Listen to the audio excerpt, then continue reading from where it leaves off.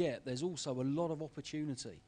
You should be really, really proud of being in a profession which is unlike any other. The breadth and the depth of what we get to see, what we get involved with, the impact that we can have, and ultimately we can go back most days and know that there's every chance we've improved someone's health or sustained someone's health. We've made sure that their safety has been looked after. We've made sure that their families don't suffer the impacts and that ripple effect you get from things not going right. And you can honestly say that throughout your career there will be a number of times where you can say, hand on heart, I've saved somebody's life in my career. And I think that deserves a round of applause from you for you.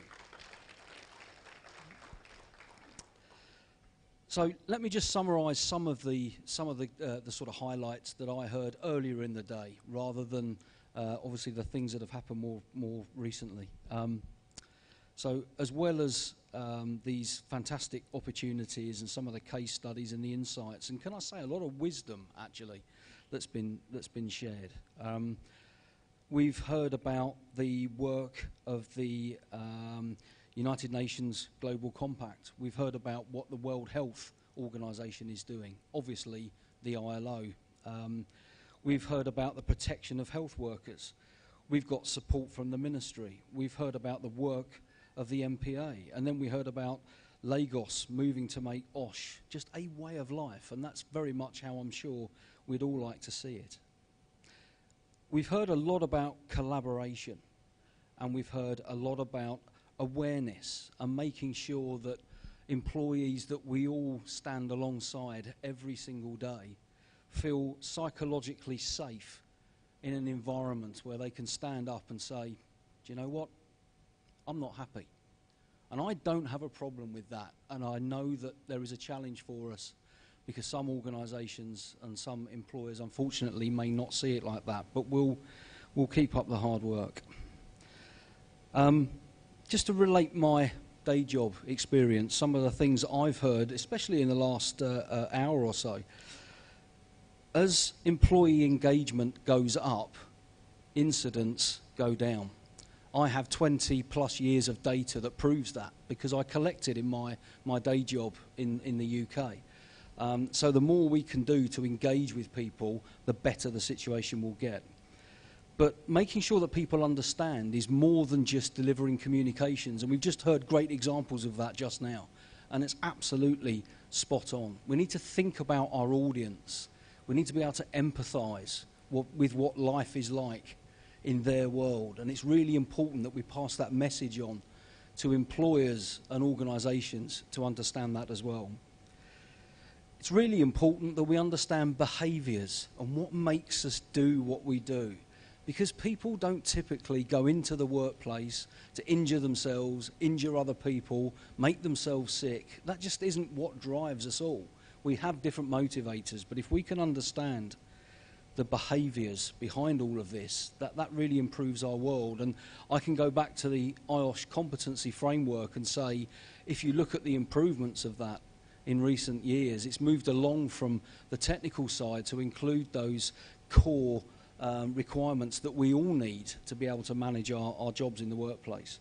So it's very much about those core skills. Things like understanding the impact of leadership shadows, that's really important. The downstream impact of decisions that people make, that's really important. But I want to come back to the power of diversity again, diversity and inclusion, because this for me has always been a key driver. The more diverse that our teams are, the better placed we are to make good decisions. Now, if there's anybody in the room who doesn't really understand that, we can talk afterwards, but I've seen it over and over and over again over 30 years. And we're now in a place where everybody's starting to wake up and listen to that reality, and I'm really happy about that. The more diverse we are, the more inclusive we are, the better we are, and the more power and impact we can have. Okay, so for you in the room, think about the discussions that you've had today. You've had some fantastic discussions. You've heard from some great speakers. What are you going to do next? That's the thing. It's great to come here and hear all this wonderful stuff, but what can you now go away and do individually, back in your workplace, with your teams, with friends, with colleagues, with this fantastic network? And I've got to say, I've been here for 3 days and I have seen nothing but positivity and fantastic support from you as the West African division of IOSH. So I think you should give yourself another round of applause for that.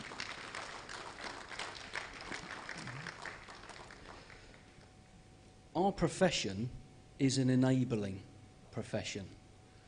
We aren't there to stop people doing things and tell them everything that's going wrong and give them another check sheet to make sure that they actually can't finish the tasks they've started. We're there to help them to get the job done. And it's really important we remember that positive message. We're very much enablers. And we must influence at all levels, from the very top to the very bottom. And that's where that diversity comes in again. Because we need to be able to speak to different people in different ways, at different times. But also make sure that influence is always there. And that is a challenge, I think, for all of us. But let's remind ourselves why this is important. Earlier today, we heard a statistic that every time I look at it, I just have to sit and reflect slightly. And that statistic is the fact that, according to the ILO, 2.78 million people die from accidents and ill health across the globe every year.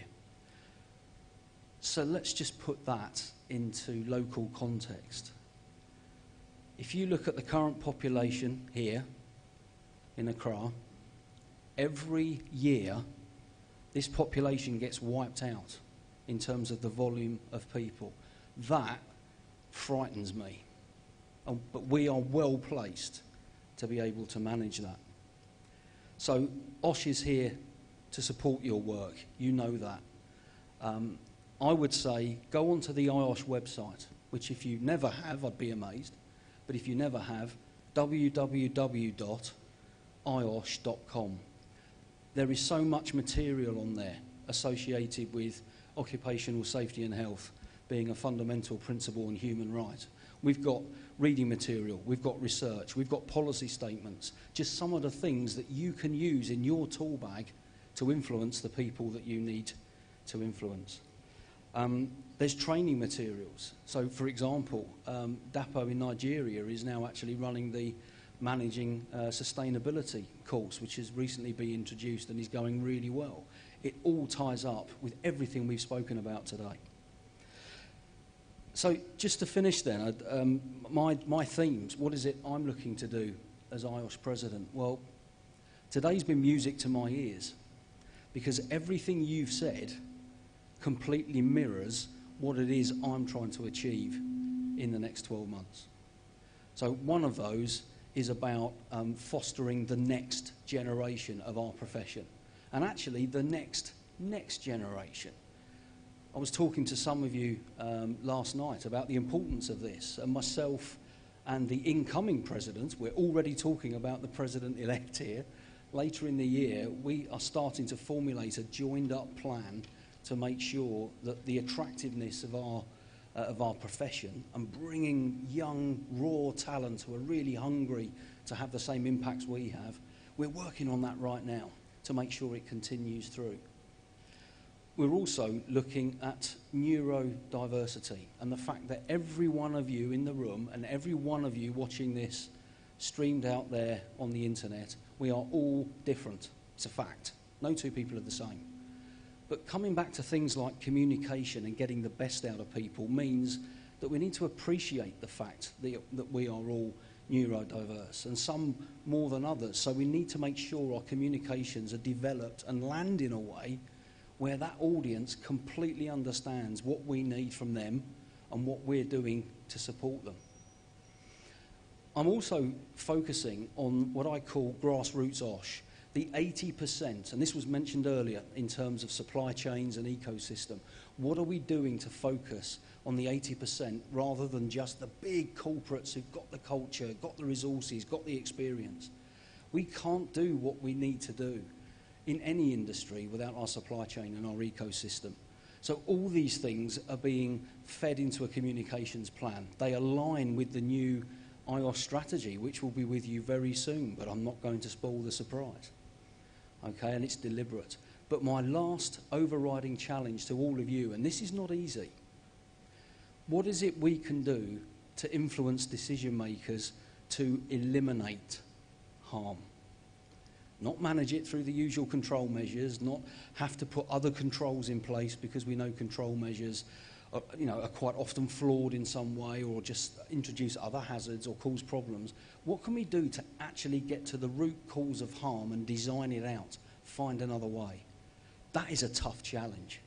But you know what? I think as a profession, I think when the time's right for each of us, and we're in different places in our careers and in different organisations, different employers, I think when the time's right, I think we'll take that challenge. And I've certainly been driving it at home in my organisation, and we've done a lot of good stuff already. So, I think some thank yous are in order. I think a thank you to my colleagues from IOSH for putting on an absolutely incredible day. I've thoroughly enjoyed it, and I'm glad to see that through voting you all have as well. So let's give them a round of applause.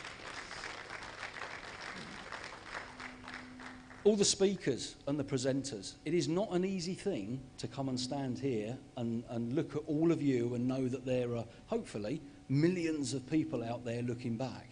It's not an easy thing to do. So thank you for your time, and thank you for actually putting yourself under the spotlight and giving us such a great day. So thank you, speakers. And then finally, to you as the West African division, and also each of you who are still here and were here earlier today, in terms of what you're doing to support not just this part of the world, but IOSH as the chartered global body for health and safety professionals. I mean, there's nearly 50,000.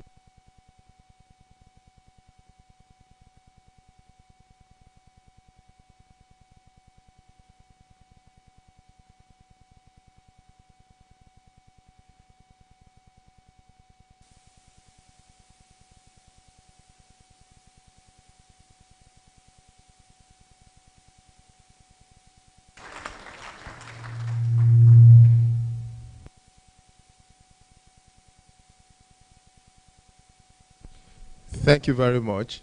Please, can we give him another round of applause? If I was in Nigeria, I would have said the media team, their money no go complete. But I can't say that here, so that I can go home too. Anyway, thank you so much, Lawrence, for taking us through what IOSH is doing presently and what is yet to come. I'm sure we're all eager to hear the surprise that you have for us. Before I go, we have this special guest of people that we need to appreciate, and that's our online audience. There are a lot of people who are signed up and we've not recognized them today. Please, can we give them a round of applause? I'm reliably informed that we also have quickly represented here Gensa Energy Ghana Limited, represented by Pablo Villarreal, Stephen Dabo, and Miglig Aleman. All right. Thank you, thank you, thank you. All right, without wasting much time, I think it's been a very fantastic conference. We are all loaded, charged to go do what we are all signed up to do. And we look forward to West Africa Conference 2024. But I want to charge the ESCOs. By 2024, we should be signing out with an anthem. So let's start to write up, start to prepare to sing an anthem at close of West African Conference 2024. Please give yourself a round of applause as well. Finally, yes, I know we want to take pictures, and we're getting to that now. So I'll be inviting the IOSH executives led by the IOSH president. So you just come here. We'll have the sessions with the speakers. Please, photographers, be on standby. It's going to be a session we'll have in less than 3 minutes, and all of us will be down. No, it's better we'll have it down here. Alan, can you join? Anthony, can you be here? Temitope, please be here. Where's Kemi? And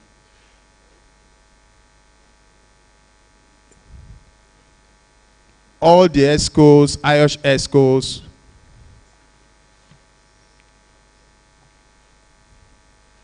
So we'll have the central ESCOs first take this picture. Sister, you are going. You don't want to snap with me?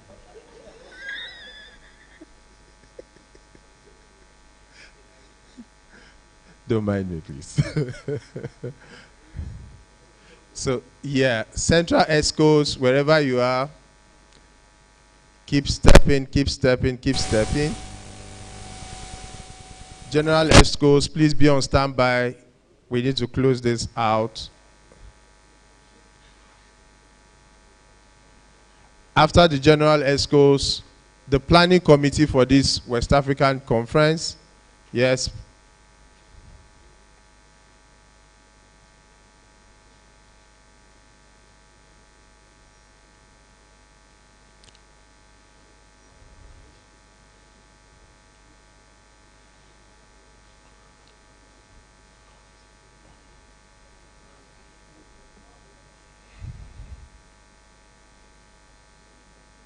Central ESCOs, please step forward. General ESCOs, please step forward, step forward, step forward. If you're not here in 30 seconds, then that's it. They will not remove me from equation.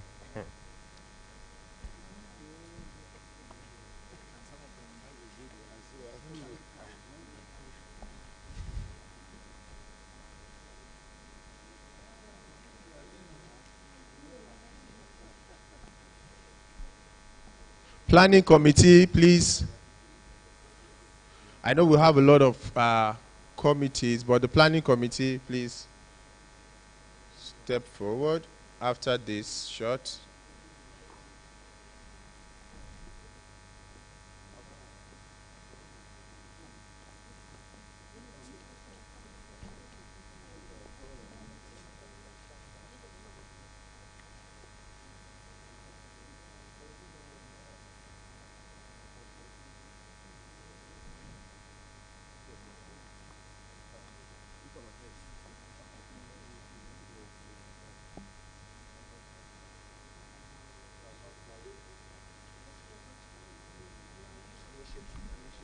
Bros.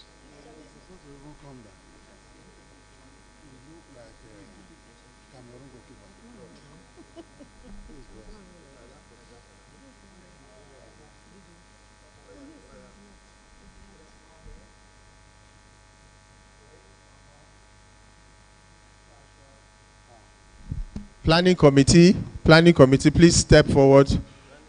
Step forward, step forward. Planning committee, you're snapping with the central ESCOs.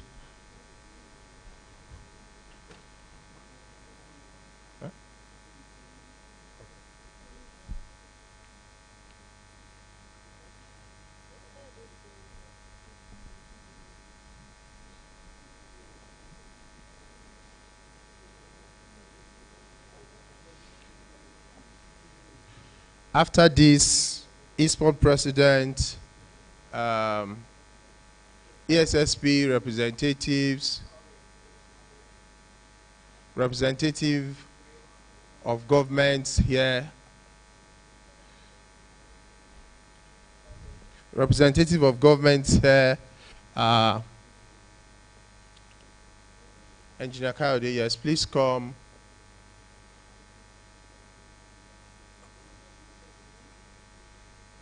Yes, please. No, just stay with them.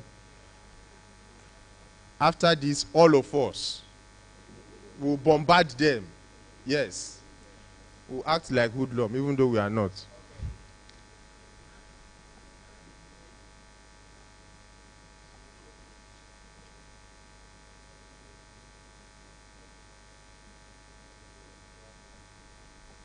I thought the UN woman wanted to. Please join them.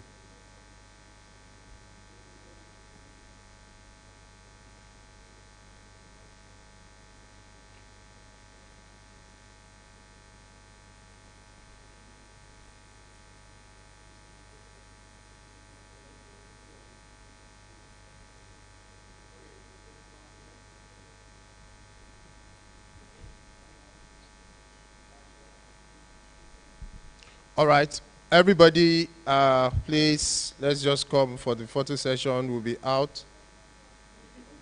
Everybody, Gensa Energy, please come and take a picture as well.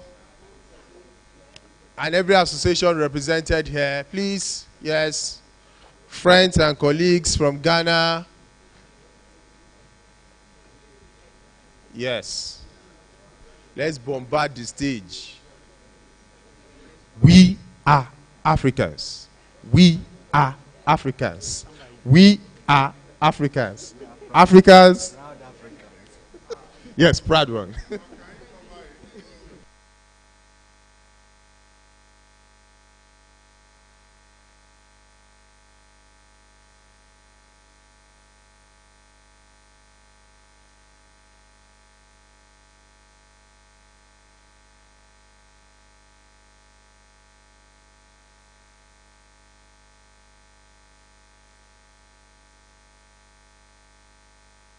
If you are coming,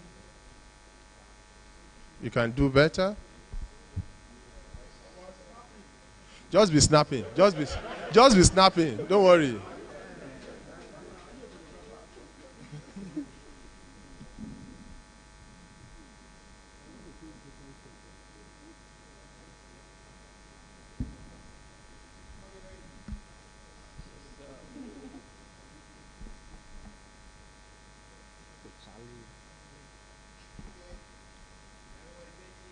Jeez.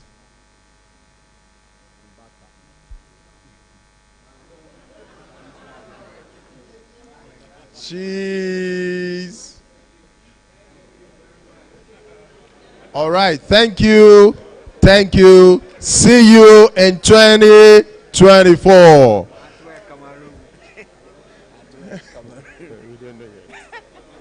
Nobody will be missing.